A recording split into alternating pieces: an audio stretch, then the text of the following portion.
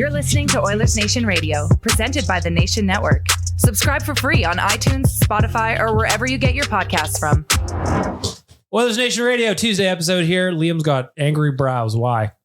I'm looking into the camera like we're on a television show. Okay. I think we should all look more at the camera. We should all look angry at the camera. Is that what you noticed from making clips? When I go through and rewatch our show, Which you do the whole time. for the hour, even Michael Jordan watched tape. So I go back, make sure I know how everything went, and it's all good. Oh, there's Your my mic socket come up. My mic suck. See, I couldn't see it because I'm looking at the camera. I would like to know what's going on with our mic socks too, by the way. How come some of them are loose? You know? I don't know. I feel like people are jerking them around when they shouldn't be. I play with it. Well, you grab yours a lot. Jay on Real Life, he touches his mic every 3 words. I touch the mic arm a lot. I dare but touch not the mic necessarily arms, the will mic. fall off. I just yawn. We got another review about your yawns as well. Pretty excited. Coming in. Oilersnation Radio, it's a Tuesday episode. No Rick today because he is reporting live from practice. What kind of content will you get? 0. I'm gonna send him He's a there. He's not going to be able to figure it out. We're going to Gonna try and find send out. him a link to join us on the podcast. It's not going to work. 1. 2, Rick will not be able to figure it out. 3, he's probably going to text us 3 hours from now being like, just saw this. That's option C. That one. That's my guess. I bet he comes in. I believe in Rick, and I bet he has Clem Shady with him over well, his shoulder. people will be on the edge of their seat the entire time. If There we will can be get an edging. impromptu Clem Costin interview, I'd be very, very excited. That would be nice. You know? I'm gonna put that in my message to him. Yeah. If you remember, local pizza chain named after him. Hey guys, this would be funny. Oh shit. You know what? This isn't funny for legal reasons. We got plenty to talk about. No time to waste, gentlemen. No time for tomfoolery. Not today. No. We got to start with a thank you to our friends at Wendy's for the Daily Face-Off Survivor game. Bacon Portobello Mushroom Melt is here and you need it. You could be better than me by playing the Daily Face-Off Wendy's Survivor game. Once again, out on day 1, I was. Yeah, I took Golden Knights over 30 and a half shots. They finished with 30, which just feels like an unnecessary kick to my balls. They could have just gotten like 20 and just not even made it close. But no, they had to get within 1. Bullshit. You've got me. This is an aside from the Daily Face-Off Survivor game. You've got me hooked on shot props for the last year, I'm going to say. They're fun. They're not, though. Because you always I'm miss by losing 1. them. Or just a lot of them. Yeah. Like if you do a total over 62 and a half, as an example, like we've got tonight against the Red Wings, follow it through. But then sometimes it'll be like 50 and you're missing it by 12 shots. And then I get upset. Yeah, but there is nothing better. I mean, betting, shout out to Betway 19 plus. Please play responsibly. It's supposed to be fun, something that gives you a lot of enjoyment. Get a little rush out of it, maybe. There is nothing better than when it's coming down to the wire and you're like, I need 5 shots in the last 5 minutes of this game. It's electric. Can't wait to do an Arizona squad bet. Wendy's is letting you win real food with your fantasy team this year. And thanks to our friends at Daily Face-Off, we put together a game for you. Those of you who want to smoke the competition, Wendy's is rewarding you with weekly prizes that will have you winning despite your lack of team building skills. Or you're just bad at picking like I am. Download the Wendy's app and score yourself 150 bonus reward points on your first order and grab sweet victory from the mouth-watering jaws of defeat, along with some fresh, never frozen beef. Sign up to play a Daily Face-Off Survivor to win weekly prizes like the spicy chicken sandwich from Wendy's, along with the Wendy's app. It's harder than it looks, people. Once again, I was out on day 1. It hurts, but I'm through. are you? You're on day 2. I'm on day 2. I took Tyler Sagan to get a point tonight. Well, you are a head scout. That is why. That's what I will give you credit for. Dan, you in? No, I keep missing the deadline to get the first pick in. You rascal. I'm going to catch that guy at the top. Whoever you are, just know I'm coming for you. Listen, Liam is a hungry man. A lot of looking into the camera today from Liam. You can watch it on the Oilersnation YouTube. Liam is our Jim, in a way. Deadpan looking into the camera. Hide your staplers. It will appear in Jell-O at some point or another. Mr. Tyler Uremchuk for our friends at Wendy's. What have you got for a delicious debate today? Well, Liam and I were talking to our pal Stephen Ellis earlier today, and he had an article up about what big assets the Oilers could potentially move. And the question we're going with is, if the Oilers were to spend up and use a big asset, would you prefer they do it on a forward or a defenseman? I was getting there. I really thought you had thrown a wrench in my plans here.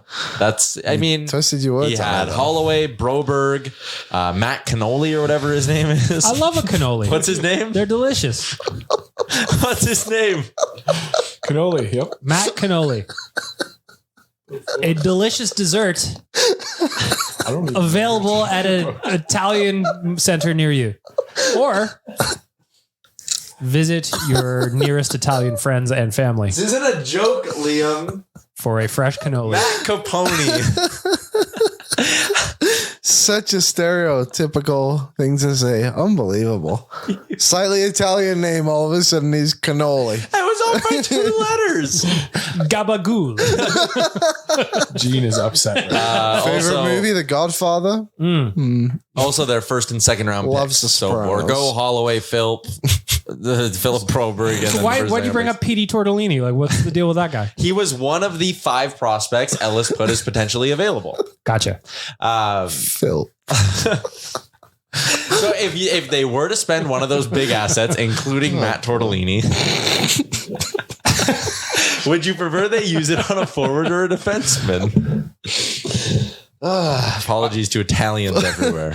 Well, there goes half our demographic. Now I know what I'm getting for dinner, though. I can tell you that much. Yeah, I'm going to the Italian center later. I have to stay on Fresh brand. cannolis for everybody. I have to stay on brand and go defense. I think that this team still just needs, or not needs, but would really benefit from another Matthias Ekholm style acquisition where you kind of get somebody out of left field that nobody's expected, but comes in and solidifies the defense for this team. Who else? Liam, what do you guys say? Sorry to snap us out of that. I think I'm going forward. I actually think that the forward group there's a lot of talent in there. There's no denying it. Is Kevin Biscotti one of those guys that you're talking about? Yes. right. But I think that it's being used incorrectly right now. And I think adding a third line center would actually go a long ways for this team. So my answer would be a third line center. But to be honest, like the gap isn't too big for me. If they only get a Chris Tanev over a third line center, I'm not going to be, crying over my cannoli. I think I agree with you on that. Like, I do like the idea of Chris Tanev. I like it a lot. But I think the biggest impact to be made on this roster is by adding either a premium third line center or a high-end top 6 winger. I think if you do one of those, you're just that much harder to beat come playoff time. When you look back at last year against the Golden Knights, you know, the Oilers had their fair share of shooting themselves in the foot moments and when it comes to their goals against, but Stuart Skinner also didn't play all that good, and they didn't get goals from anyone except McDavid and Draisaitl. Like, it was frustrating. So I want to add another layer of offensive support. I want to go with a winger or a center. And I'm with you, Liam. If they went and got Tanev, I'm definitely not going to be upset about it. I'll be thrilled. But I just think the bigger priority, if you're going to move one of those big names, it should be a forward. Is it a cop-out to say I don't really care all that much? I think I also don't care that much. To you me, came like, up with the question. No, I know, but like I just want to make sure that they upgrade. You know, like I just think both of them would add so much more to this team, but I'm on the forward train. if I had to pick like what I really, really care about, whether it's a forward or a defenseman, if you're going to trade the assets to get an impact player, I'd like it to be more than just a rental. I would like some term, like Dan brought up the Matthias Ekholm trade. They had to spend to go get Matthias Ekholm, but he's here for more than just the stretch run. Yeah. I would love that. Like, I would love Jake Gensel on the Oilers. I think he would do a lot of good alongside Leon Draisaitl or Connor McDavid, depending where they slotted him in, but he's going to leave shortly after. So do you want to spend a prospect, a pick, and maybe something else to go get Jake Gensel in the hopes that he can help you down the stretch, which he would? But like, Definitely. I would rather try and find somebody who's maybe got a little term left, maybe another year. Like, if I could spend assets to go get Travis Konechny, knowing he'd be back next year, 100%. That's where I would go. The reason I said third line center is because I think there are guys with that option. Scott Lawton, Boone Jenner, both have a couple of years left on the deals. I think they're both $3 million each per. Yeah. That said, if there was like a defenseman who was an impact defenseman, like a Matthias Ekholm type trade, yeah, of course. The blue line market's really strange. There's not really guys with term, if I'm thinking correctly, right? Carrier's a UFA, Hanna Tanev, both pending UFAs. CeeLo, Walker. UFA. There's not a lot. No. But you look at Ekholm last year and we transport back to this time last year, nobody was even talking about him. By this point, like It came up a little bit. it was starting to. And Also- it happened on Feb 28. Like we're almost at the anniversary. Deadline is 9 days later this year. Yeah, you're right. 10 days later, Yeah. leap year. Liam, mark your calendars. You can look at all those teams that are kind of like bubble, will they sell, won't they sell kind of teams. And like, I'm not even sure if I could find a defenseman on there that's worth it. Mario Ferraro could be an option, but he just plays the wrong side. Sorry, he plays the right side, but he's a left-handed defenseman. Yeah. And he has 3 years left. 2.5 years left at 3.25.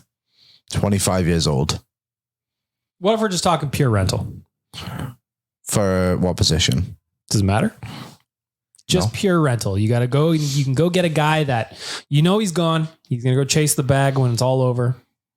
I've hyped up Toffoli a ton of times. I think there's something to be said about just blowing it for Gensel and just going all in. And like at some point you should take a stab like that. And I know we've seen the Oilers. I don't even want to say do that because like when they went and got Andreas Athanasiou, the idea was that he was an RFA who was going to be here for a long time. Like we've never really seen the Oilers spend a significant asset on a rental. When was the last time they would have done that?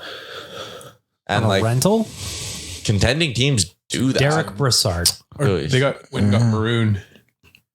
That was a rebuilding fourth year. They and were out of the third and a half. playoffs. Okay. Yeah. Yeah. That's a good point, actually. Who was it? Probably Athanasiou. Would be the highest 2 value. seconds, yeah. And he wasn't even supposed to be a rental. Like if you're getting Gensel, you're fully accepting you're not signing. him he's this summer. gone. He's gone. Well, because they also signed Green, or they traded for Green that year as well. That was like a fifth as well, yeah. Kulak? Noted Oiler. Kulak. I mean, there was a shot. Even when they got him a shot, they'd re-sign him, right? Yeah. Keith? I think you have to go back to like 2006 and Samsonov and I'm just looking through right now. So I don't know. I don't We have a hate, whole gap where there was no rentals to be had. there's no playoff. A whole decade. I don't hate the idea. I'm not as against going after a rental as I have been in years past. Just another side of it is you look at the Oilers roster and a lot of it is still locked in next year. Like if they wanted to run back with the same blue line, they could. All those guys are under contract for another season with the exception of Vinny, who, and you could make work if you wanted to. Up front, I mean, Connor, Leon, Nuge, Hyman, Kane, all under contract for next season still. McLeod's under contract for next season. Holloway's under contract for next season. Like you have a lot of pieces that you know are coming back next year and you know are a part of your cap picture next year. So if you wanted to spend your first round pick on Jake Gensel, I don't think it's a terrible idea just because of how much better he makes you. Do you have any concern of doing like what the Bruins did last year where they spent picks, they spent assets, and they still got bumped? And that's always the risk with going all in and pushing the chips in. Because if you're the Oilers, you're basically locked into playing one of Vegas or LA in round one, and they're both really good teams. Mm-hmm. Like playing against LA the other day was kind of like shit. Yeah, they do still scare me in the West. And the West is such a dogfight that I think that is probably a good point and probably the best argument against trading for a bunch of rentals this year is there's going to be like, so the Central, Dallas, Winnipeg, Colorado, and then in the Pacific, there's the 4 teams. 7 teams in the West think they can legitimately win the Stanley Cup this year. Can't say that about the East, I don't think. But 7 teams in the West think they can win the Stanley Cup, and 3 of those teams are done in round 1. That's wild. At least 3. So that's crazy. Playoffs are a crazy, crazy time, Liam. Have you found a rental, Liam? Was Glencross a rental? No. Okay, we're still in 2008. Not much, to be honest. Some of these, scrolling through the decade of darkness, looking for when the Oilers made a big rental. Some of these trades are nuts. Like, did you know we traded Travis Iwanek in the Eric Greiber trade along with a 4th? It's a lot for Eric Greiber. Travis Iwanek never played an NHL game. I know, but like at the time, he would have been a junior player with the Oil Kings. Yeah. It just seems like a lot. Eric Greiber was a good Oiler. He's a great seventh beard. defenseman. Scored. Here we We go. interviewed him. He taught us how to make a roast chicken. He scored the game-winning goal in the game that officially clinched the playoffs and ended the decade of darkness. He scored you that go. game winner. Eric Gryba. Mark that down for your future trivia endeavors. Sergei Samsonov Sergei Samsonov was 2006. for Marty Reisner, Jan Stasny, and a second round pick, which That turned turned out into to be Milan Lucic. Milan Lucic. Would that be? That was March 9th. So would that have been the last time? That was certainly a rental. Yeah, he was a one and done. He had 16 points in 19 games and 15 in 24 in the playoff run. It's a good ad. That's Well, probably the look at one, that. right? Yeah. He also had a great little fuzzy beard. Rollison, little I teddy suppose, as well, the day He was the before. first. But not a rental because he came back. Was he a pending UFA? Yeah, they did. Eh? They gave up a first, which ended up being Trevor Lewis, who scored against the Oilers the other day, and a third round pick, which was Spencer Makachek. Classic Spencer Makachek. Never heard Noted of Oiler, Spencer Makachek. Yeah. You know? William, am I allowed to read this next part verbatim, or would you like to go through more trades from back in the day? it. No. Give me one. more. Okay, let's see what we've got Give me here. one more. Tony Salmelainen. UC Makinen, Mhm. Peter Nedved Mhm. to the Oilers for Dwight Helminen and Stephen Valaquette. Steven Valaquette. And a 2004 second round pick, which was Dane Byers. Mhm. That was a deadline one. UC Markkinen. What did I say? Rangers. I'm not sure. Yeah, it was to the Rangers. March 3rd, 2004. There's, Did you say the first goalie's name again? Valaquette. Valaquette. was Oh. in their backup. the Oilers Long The Oilers traded UC Markkinen to the Rangers the year prior for their draft rights to Brian Leach, and then they acquired him back. Yes. Well, that makes no sense. Why not? Why trade Brian him in the Leach, first noted place? Oiler. That was a weird time. We had him and Mike Richter both were on the Oilers organization. That was like a weird offer sheety thing, right? Get your jerseys, people. There was something with some kind of compensation there Oh, that if we had them and they retired, we got something or something like that. there you go. Spence Makinen played 25 games in the NHL, by the way. For a limited time, our listeners can get 25% off and zero delivery fees on their first order of $15 or more. Uh-oh, I deleted all that copy.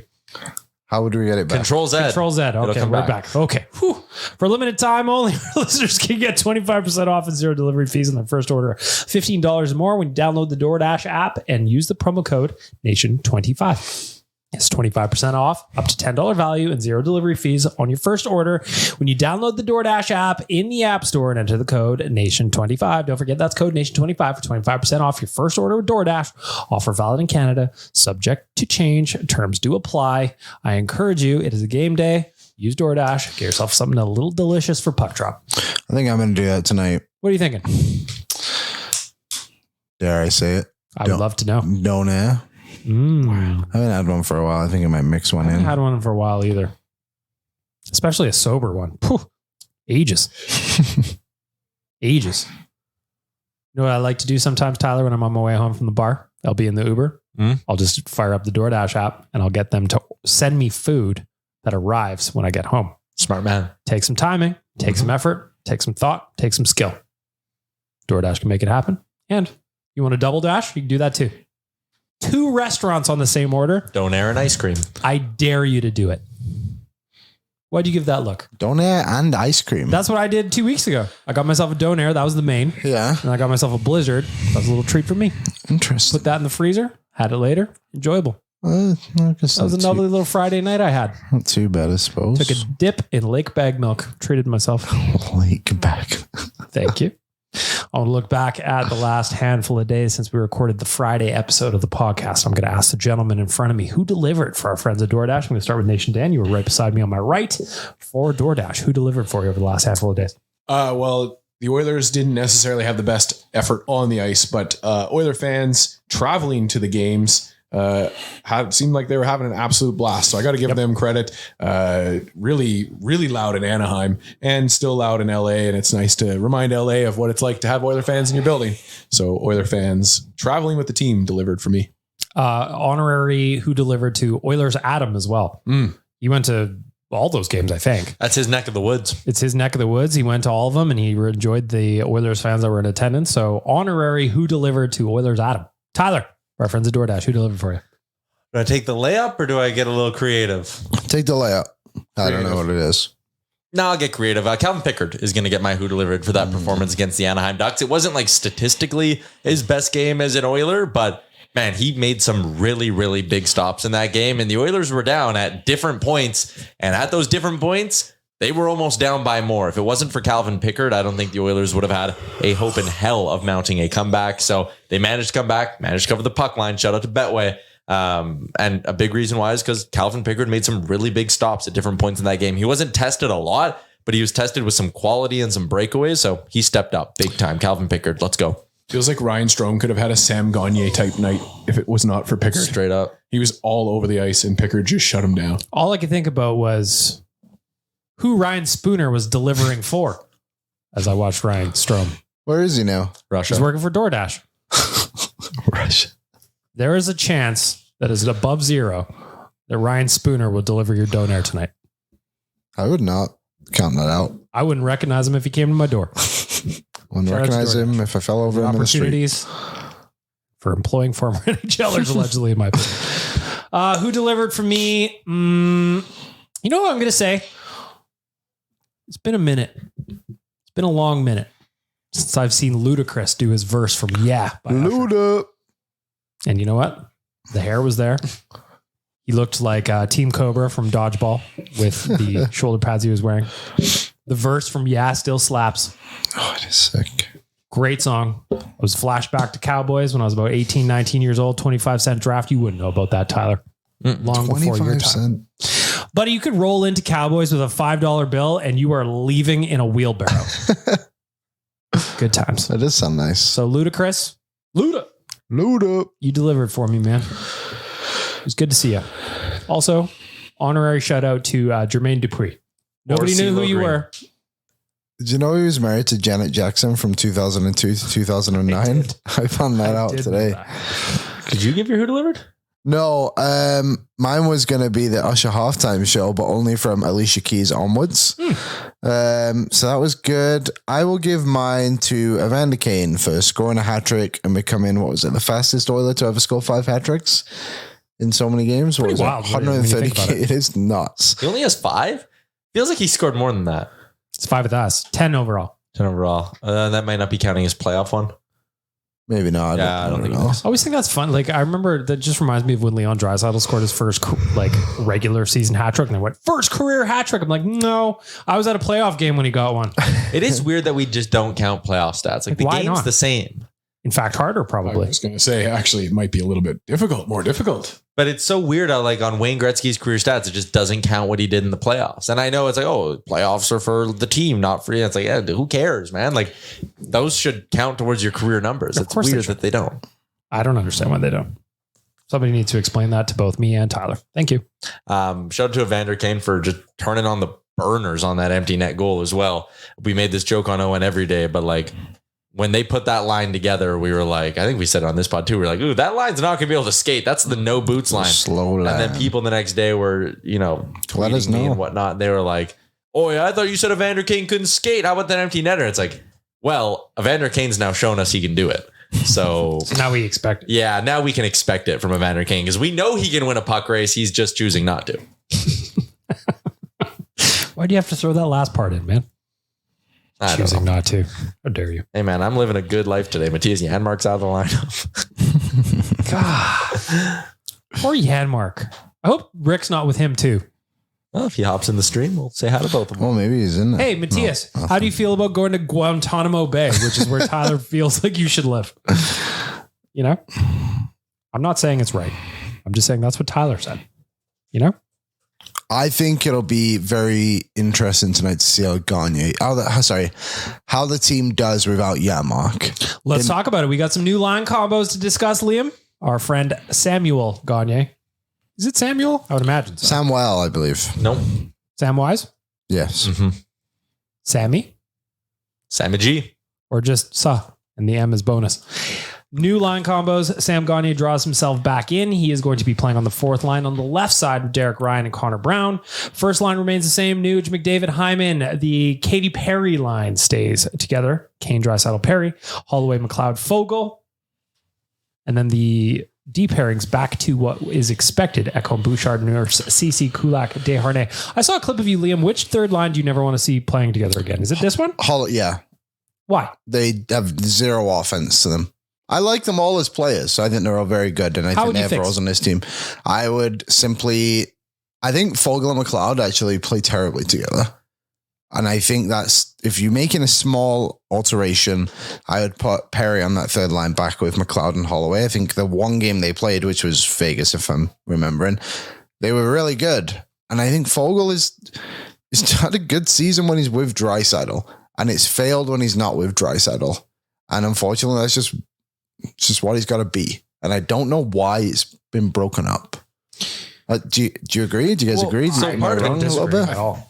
I think it's been broken up because we brought in Perry and they want to see what they've got with Kane. But what has Perry done? No, hey, don't take this the wrong way. I think Perry's done well, but what has Perry done to earn a spot on that first line? He has 1 point, and he's only played 4 games, whatever it is, 4 or 5. Yep. Holloway, Fogle was the Oilers' best 5-on-5 forward.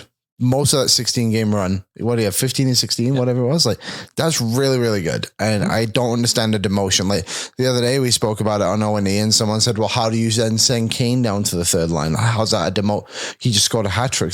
Well, Fogle was literally the best Oiler for 16 games, statistically, until McDavid decided to show up and be McDavid for a bit. Can I hit you with some numbers? Hit me. Because you mentioned McLeod and Fogle don't play particularly well together. I hope I'm right. I never look at the numbers. So I know. So when you look, and we did this the other day, but when you look at McLeod, Fogle, and Holloway at 5-on-5, they have played together for 41 minutes and 43 seconds. All three of them on the ice at once. DM, you want to take a stab at how many goals they've scored? 3. 0. They have not scored a goal when they're on the ice together. But then you look at just McLeod and Fogle and no Dylan Holloway. When McLeod and Fogle have been on the ice with no Dylan Holloway, anyone else is the third member of that line. They played 221 minutes and outscored the opposition 12-9, which I was like, oh, that's interesting. Maybe that speaks to McLeod and Fogle actually are good together. It's just not Dylan Holloway. You need to factor in the Leon Draisaitl thing. McLeod, Fogle, and Draisaitl, when they're on the ice as a trio, 88 minutes, they've outscored the other team 10-3. When you have McLeod and Fogle on the ice with no Leon Draisaitl, 174 minutes, outscored 7-2. Yeah. McLeod and Fogle can't play together. They're not a good duo together. They're not a good duo. I think they're friends, but they can't play together. And that can't be the thing about it, can it? Where it's they're buddies. They have such good chemistry. It's who cares? It doesn't work like that. Line mate friends. Friends. Danish friend. Yeah, Liam, you're bang on. They can't play together. We'll see it tonight. My key to victory on O&E was that line to do something offensively. But earlier in the season, we all laughed at them and called them the cardio line. And then Holloway got hurt and they were forced to separate everything. Yeah, well, I guess that's the question is, what do you think they need to do more of than what they weren't doing together? Is it just driving the net? Is it those two? Yeah. I think what worked with Draisaitl is that those two were just asked to go on forecheck. And then they got the puck to Draisaitl, then they found open ice, and then they were able to produce from that. You can't have 3 guys who only forecheck. And that's all that's what Holloway brings to the team right now. And I love what they do. I love that they're all capable of doing that. He's it's an energy line. But it's but at what point does it get to a point where it's this guy, you can't have your third line and fourth line not score points. Mm-hmm. That is a recipe for disaster. Going into the playoffs, we talk about this team needs forward depth. They have it. They're just simply not using it. I just don't understand it. That first line has been great. The stats show that I think it's the number 1 line in the league for 60-minute things, whatever people call them.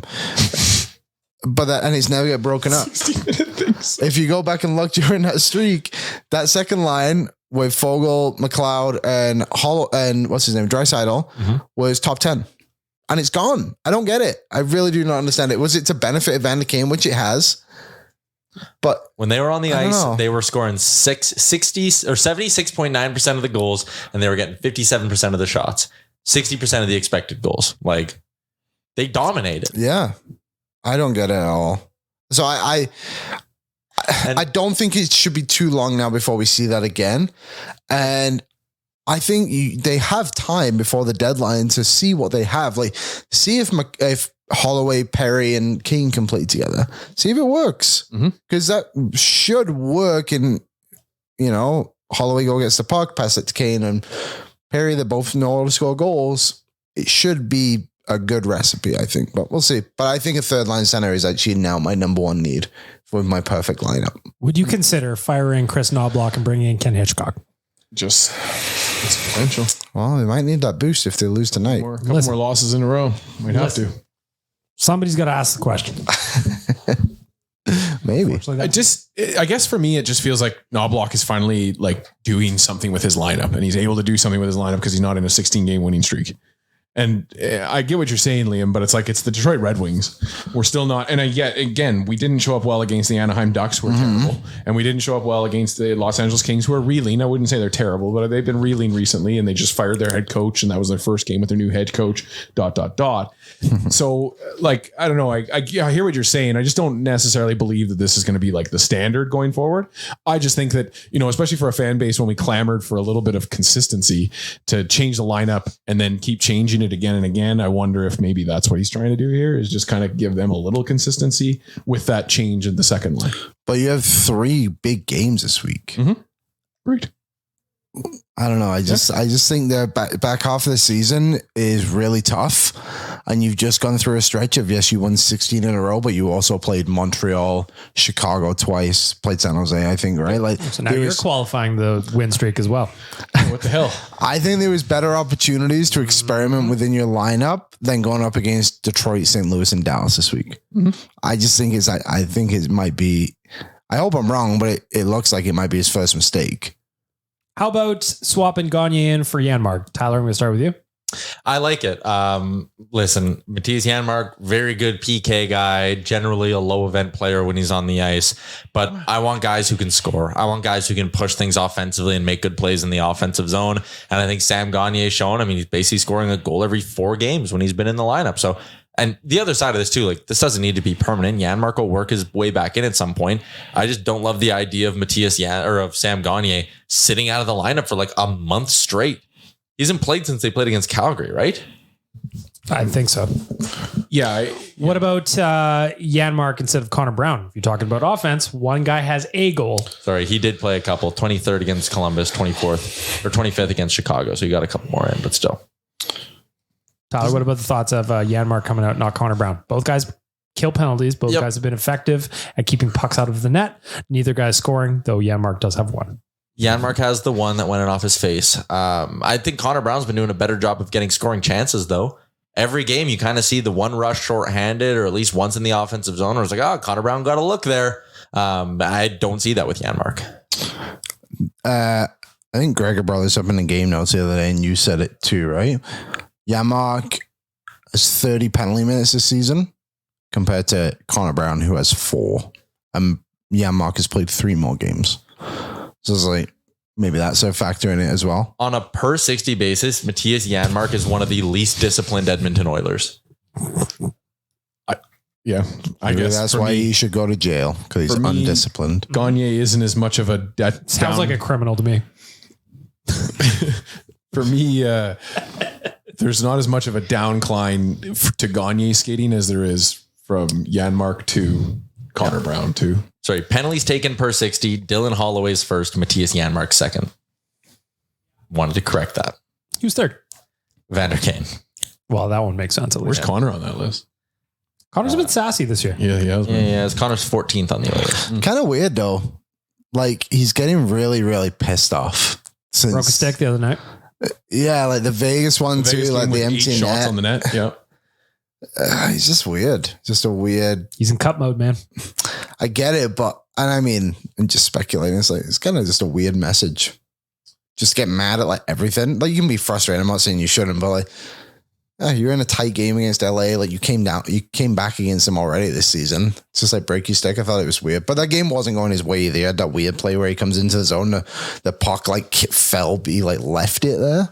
I just feel like Connor gets called like he's a regular player sometimes. And I think that has to be frustrating. Oh, yes. When he's told by the league, we're going to take care of the superstars, but then they don't also, hold him to that superstar standard. It's got to be a little bit frustrating. And it was neat. It's neat to see Sportsnet kind of honing in on that and recording all the clips of him being frustrated and playing that out too. I like it. I like spicy Connor. I think I don't mind it. It's just interesting. It gets the teams back up a little bit too. I think it gets the Oilers pissed off too. And yeah, I mean, I don't want to see it every single game. And I agree with you. I think that there's like an element of, is Connor a whiner that could come up into that too, if it continues, but yeah, if it continues, maybe that could be something. Anyways. Gonna start a new game here. Dan's got a new segment he wants to try out, and we're going to let him do it. Yeah. How are you describing this here game, Dan? Well, we had a name for it and then changed it. So we've kind of ruined that. Oh, it's not called Dan's Game anymore? It's not called Dan's Game anymore. We're just going to be doing a quick little rapid fire mock draft between the four of us here. No name for it yet, Liam. I'll come up with a better name. Sorry to ruin your graphic game for the live show. In honor of the Detroit Red Wings coming to town, we're just going to have a little fun with this one. It's going to be, you guys are going to be drafting 3 wing flavors and a dipping sauce. But the format for this will be 3 players and a goalie. So you can kind of see where the play will come into there. But I did ahead of the game, I created our draft order and it randomly selected Tyler to take the first overall pick this time. Well, Snake draft order. So it'll go Tyler, Bag Milk, myself, and then Liam, and back way through the order. Okay. While Tyler's prepping his first overall pick, going to tell you about nationgear.ca.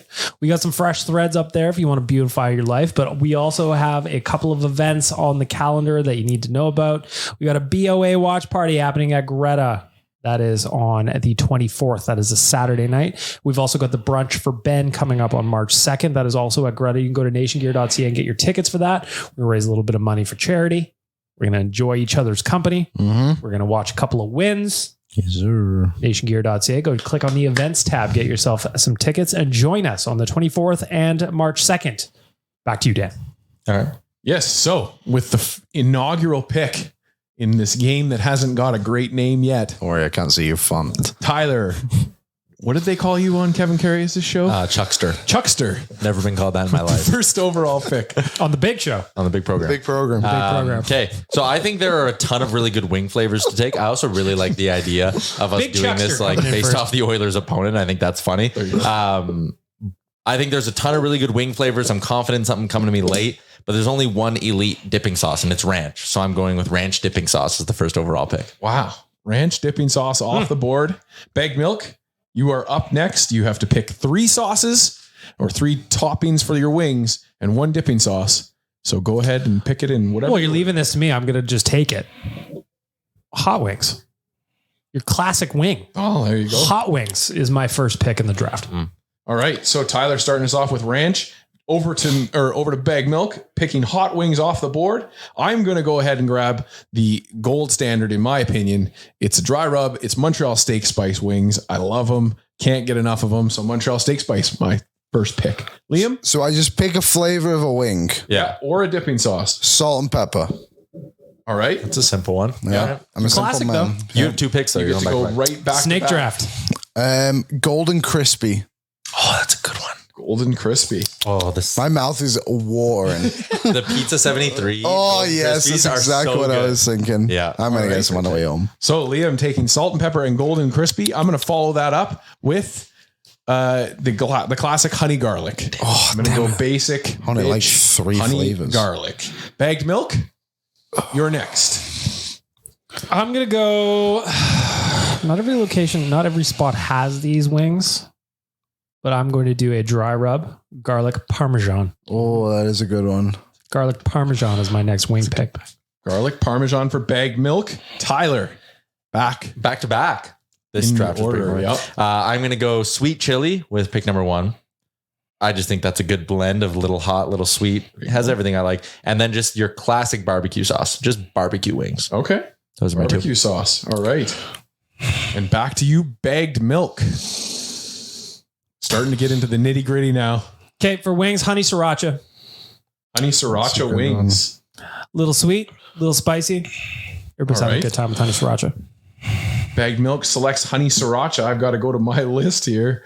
I am going to grab the peri peri sauce from our friend, from friends at Nando's. Peri peri Nando's. chicken wings. Lovely.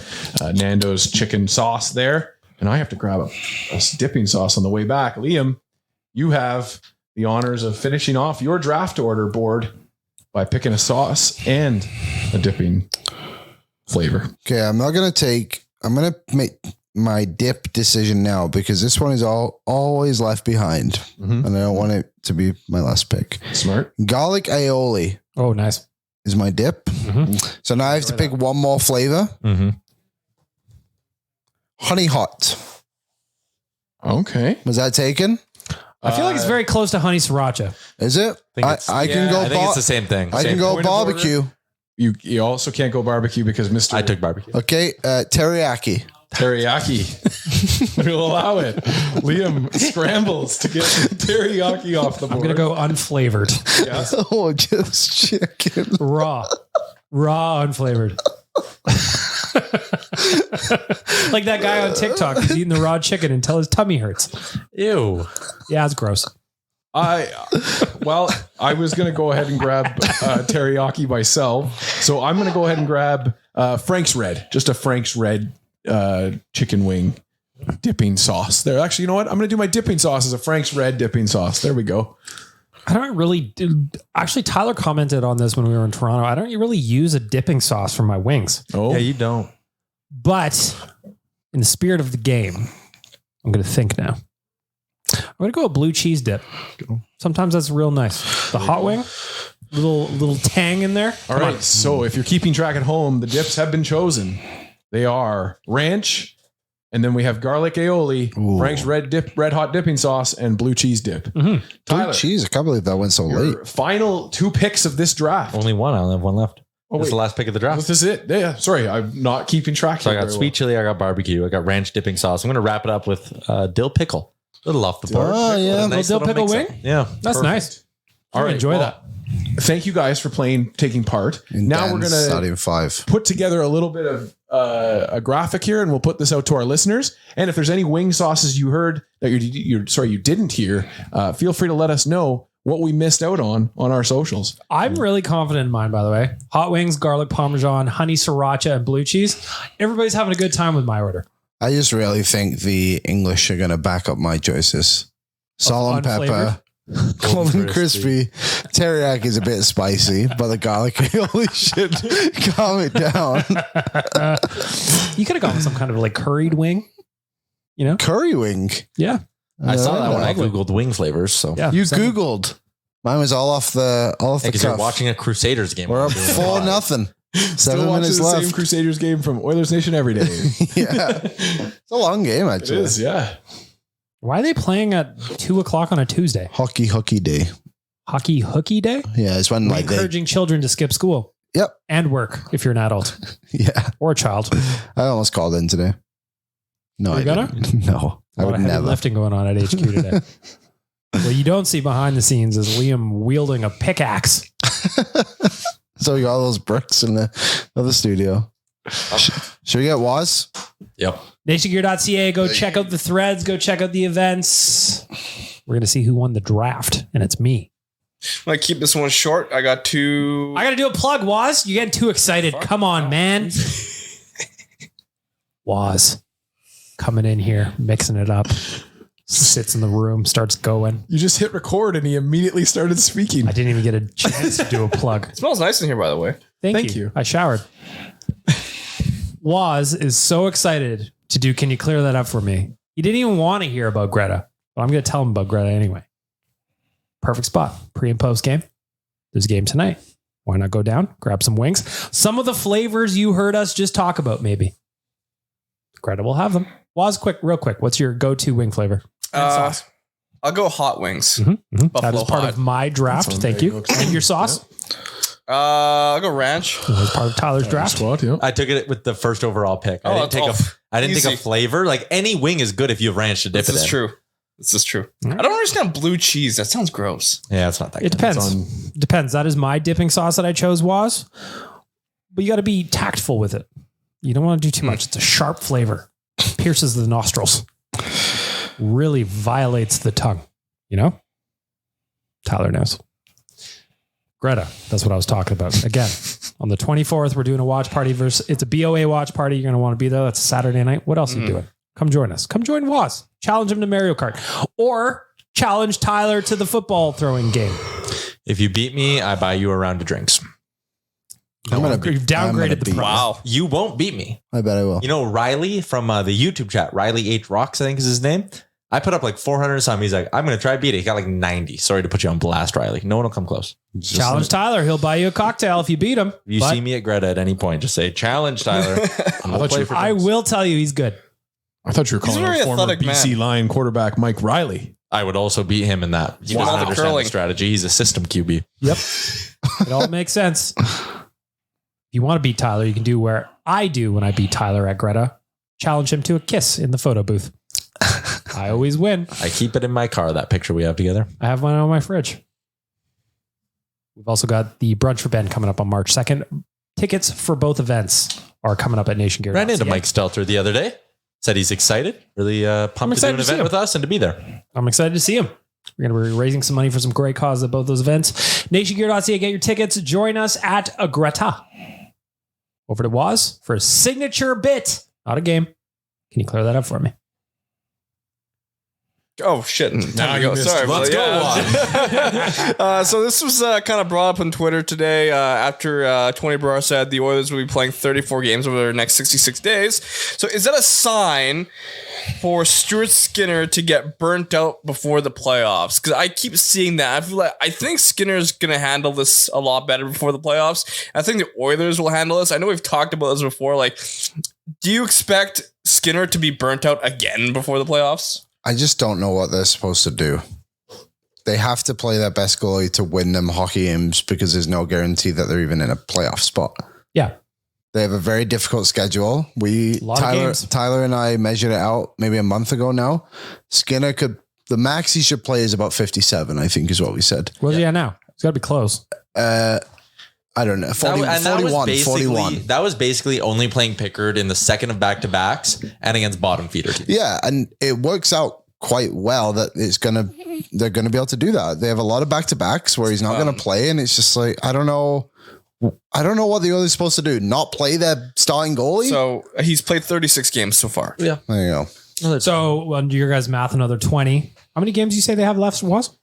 So I believe it is 34 games over the next 66 days. So we got to find 14 starts, roughly give or take, for Calvin Pickard between now and the end of this year. Does it work? Really You easy go through the to do. schedule, you can do it pretty easily. All right. Also, the other thing for me in the final 2 weeks of the regular season, so from the 7th until the 20th, they play 6 games in that span. They have a 3-day off break at one point. That's really good.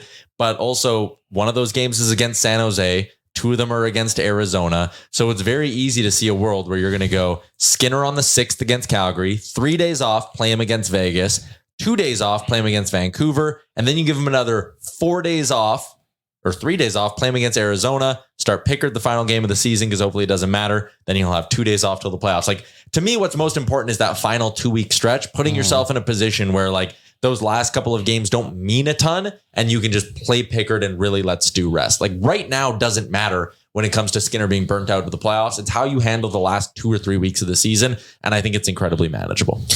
To me, I think that it's got to be day to day.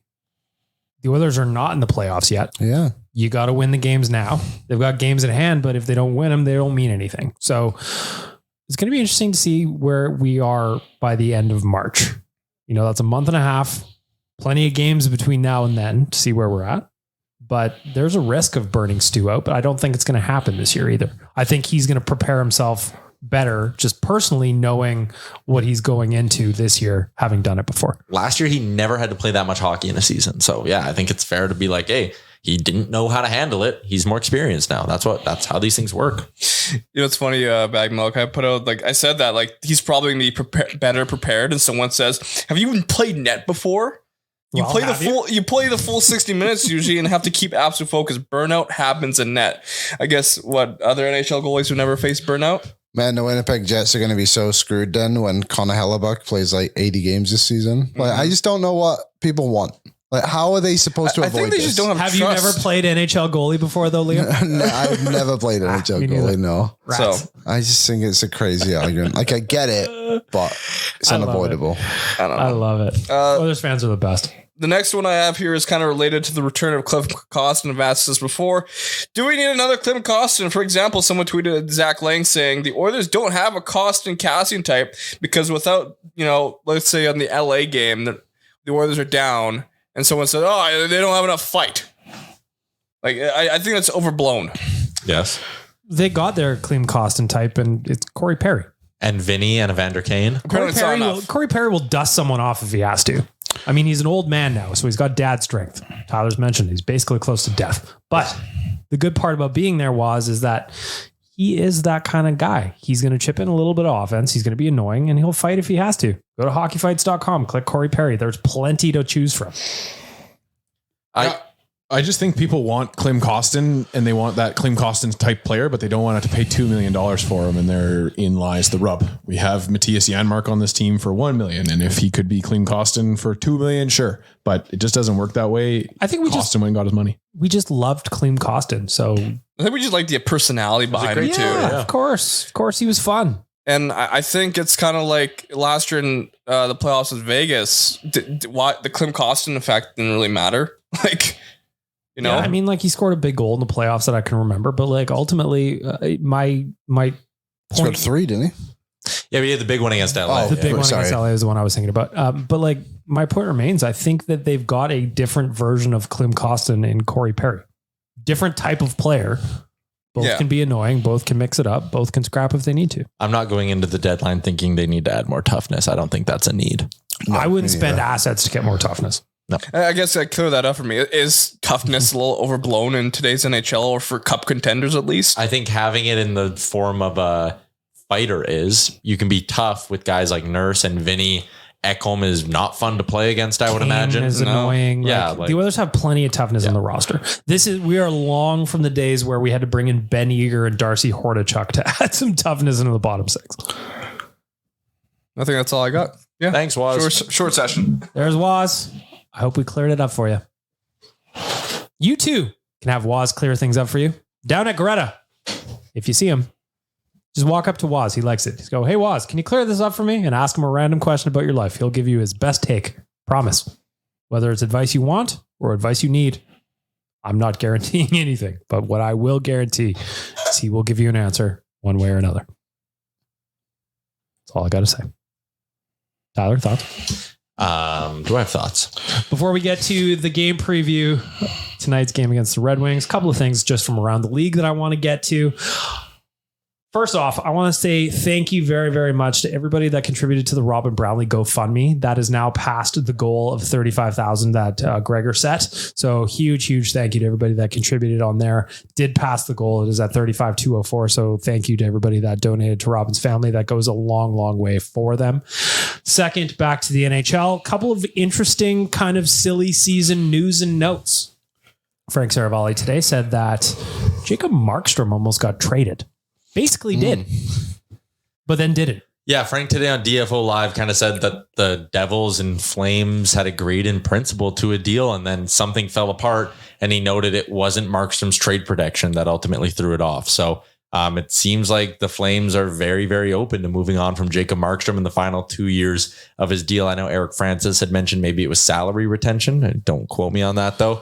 But the Flames being open to trading Markstrom on top of already having dealt Zadorov and Lindholm and Hanifin's out the door and Tanev's out the door. It's really interesting to see what they're doing.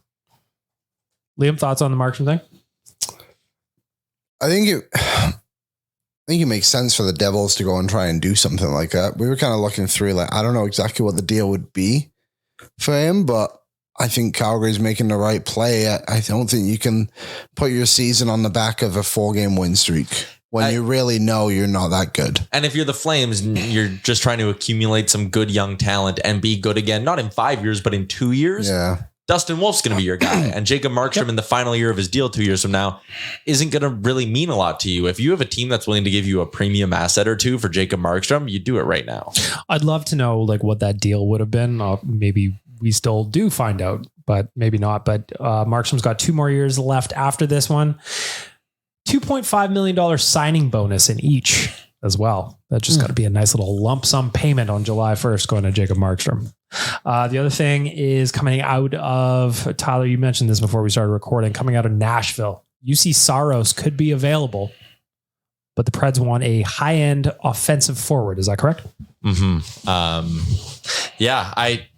kind of the same thing as the Flames. Can I interest you in Warren Fogle? Is Evander Kane high end? Not that the Oilers need UC Saros anymore, but he has 17 goals this season. Yeah, it's a great player. Nashville's kind of in the same boat where like UC Saros needs a big money extension in a couple of years. And it's like, if you have Yaroslav Askarov and you're sitting there going, he could be our goalie of the future. We want to turn our attention to 2 or 3 years from now instead of right now. And some teams willing to give you their best prospect and a first round pick for Saros. And you don't have to be the team to commit $10 million to Saros when he hits unrestricted free agency. I think Nashville should be all over trying to move on from him. My only concern, and it's a bit of a concern with Markstrom too, is that the LA Kings are going to get one of these guys. The LA Kings become a serious problem if they get UC Saros. I'm scared of that possibility. They do like to take swings. Yeah. And we know now Rob Blake's fired a coach. As soon as a GM fires a coach, the heat then gets turned to them. Like, I wouldn't be the least bit surprised if LA makes a push for Saros. Might have to throw in Brooklyn Blake as part of the return to bring in a goalie. Not? Thoughts? Who knows? You know, might be worth thinking about. The other thing, we didn't talk about it on this podcast. I know you guys have probably done it a lot, but I want to get a Hockey Fights perspective on it. The Ridley Gregg incident where the slap shot into the open net, I thought it was great. I love more wrestling in hockey. I love drama. I love shenanigans. I love that Morgan Riley, he's going to get suspended. We haven't seen what that looks like yet. I love that he jumped him after. I love the whole thing. There was nothing about it that made me mad. Tyler mentioned this yesterday on Real Life. If that was Evander Kane going up against the Calgary Flames and fired a clapper into the open net, we'd all love it. Whatever happened after that would be also fun. So I'm curious, what was the take on Hockey Fights about what happened, just the whole event? Well, I think sports-wise, it's hilarious having these unspoken rules like this. What Ridley Gregg did was really innocuous at the end of the day. It didn't really affect anybody. There's a bunch of other funny things that I think he could have done that he didn't do. So for that, I love it. I just think I think it creates fun in a sport where often we are just too, regimented in our ways. The other side of it, I could do without Morgan Riley going to the neck with a stick, but I understand the passion and the excitement and you don't want to be embarrassed and you don't want to be laughed out of the building. I get all that. And so that's part of hockey. And to me, that's the exciting thing, because now the next time the Senators and the Leafs play, that game is washed off the slate, except for all the stuff that's left over that's unsaid. So I don't know, like, we're heading towards, I think, a place of a lot less of this. And, when I see it, I watch it and I just watch the whole event take place. And the hockey world's been talking about it now for 3 or 4 days. Yeah. That's fun. That's exciting. And that's what hockey should be focused on, is getting their name out there, getting their faces out there. Even if it is something like this, where you're not necessarily super stoked about it, it's still a part of hockey. It's still a part of the game. So let's have some fun with it. Liam, Tyler, what do you think of, first of all, just the slap shot into the open net was hilarious. So funny. I thought it was great. I wish more people would do that. Like, I'm tired of everyone's feelings being hurt all the time. Like, I want to be entertained at home. And that's what that was. Rivalries are also good. So the Leafs and Sens hating each other, is it also a good thing for the league? Just like the Oilers and Flames hating each other is good. Like, I think the code is good in some ways, but like, are we really getting pissed off because you got embarrassed by someone slapping a puck into the empty net? Like, I just think that was so actually quite pathetic. And I love that they got mad. I love that they got mad too, but also to then come out and then cry about it more. It's like, he scored on an empty net. He was going to score if he tapped it in with his toenails. Like, he was going in. Which I think is the next play. You go right up to the line and you put the puck in and then pull it right back out. Like, just what point does it get to? It's like, this is the NHL. Or just down on one knee and you pool cue it in. The Ottawa Senators do not need to make sure the Toronto Maple Leafs go home feeling nice. Nope. No. And that arena was all Ridley Gregg would have seen is just all these Leafs fans everywhere too. Yeah. Screw him. Slap it in. Do it harder next time. I also think it was hilarious that Ryan Reeves was calling out the time my goodness. at which this is happening as if, bro, you still play on the Leafs. You could have done something about it. And he went out and did nothing. He went out the next shift and didn't even line up next to the Ottawa guy. What's his name? Kastelik. Yeah. He could have lined up at center, took the face of him and fought him, but he lined up as a winger. Could have called out his centerman. I was watching live and I was shocked that I thought for sure that there was a fight coming. Me too. Nothing happened after that. And it wasn't even like the referee stopped it. Sorry, Tom. And then also just with Ryan Reeves and they're being like, back when I came into the league, that would have never happened. Dude, you came into the league in 2010. Yeah. Like that's exactly how that would have played out in 2010. The move to Toronto was one of the worst ones I think Ryan Reeves could have done because they continuously put a microphone in front of him, but he's not able to act on the ice the way that his microphone work is. And it just, there's something lost there. When he was in Minnesota, when he was in St. Louis, when he's in Vegas, they don't really focus on the fact that he's not doing anything out on the ice. Yeah. But the Canadian media is like, you were out there too, man. I will say, I liked Riley's reaction. I liked that he was pissed off about it. I just don't, because the Leafs have shown us time and time again that they are kind of spineless. Like it's nice to show him pissed off. There was, I don't think this counted, but Morgan Riley has one hit apparently this season. And that wouldn't have been Did he get another one? No, that wouldn't have been it because it wasn't on during the play, but I thought that was really funny. To me, I loved it. I don't care about either of those teams. And frankly, that was the most I cared about the Leafs and the Senators in forever. The one other thing, he should not be suspended for as long as he's going to get. Who? Morgan Riley. I don't think the initial contact. What's your guess? How many games? I bet he gets 6 games. And I bet he'll get 5+ for sure because he has this in person. I think he should have maybe have got 1. I think the league has gone through this numerous times. There was the one video that went around today of Alex Chason did it against the Leafs, I think, actually, and did it right to VC's head after the game. Yeah, got 1 game. There was one a couple of years ago, or maybe it was last season. Lazat cross-checked Josh Morrissey, but his was like kind of rolled up his shoulder and hit him in the head. Like, it's a suspension, don't get me wrong, but like Morgan Riley should not get more than 1 game for this. And he's going to get like 6. I don't think you can look at past examples of the NHL dropping the ball and like just be like, well, then they should just keep dropping the ball. I think they should take this seriously. It was a cross check to a guy's head that had absolutely nothing to do with hockey. They already suspended Mangiapane this season for 1 game for cross checking someone to the head. During the play though. But it's their fault that the rules are screwed. And I agree, like you can't continuously do it, but like you have to. They gave Perron 6. But Perron's is way different. No, it's not. It's 100% different. It's going after a guy to cross-check him in the head. But Zub had nothing to do with the play. Ridley Gregg had something to do with the play, and you can tell by... Ridley Gregg break a rule? No, I'm not saying anything about Ridley Gregg breaking a rule, but Perron went behind Zub and cross-checked him right in the head. Morgan Riley went up to, Greg, and rolled up his shoulder into his head. Oh, barely rolled up. It's still rolled. They're completely different. They're not comparable. 5.